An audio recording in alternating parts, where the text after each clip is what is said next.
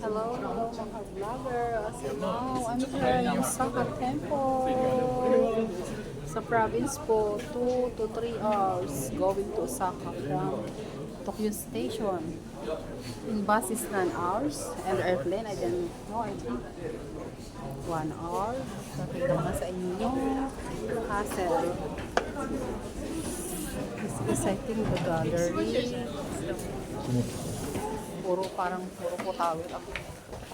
Napunta namin. Malamig. Kasi yes. This is west. Parang mga ano lang to siya. So, yun po yung site ng castle. Malamig po dito. Mas malamig dito sa Osaka kaysa sa Tokyo. River siya. Lamig-lamig. Hindi ko alam kung makakabalik pa. Isang taon ko ito na inipon.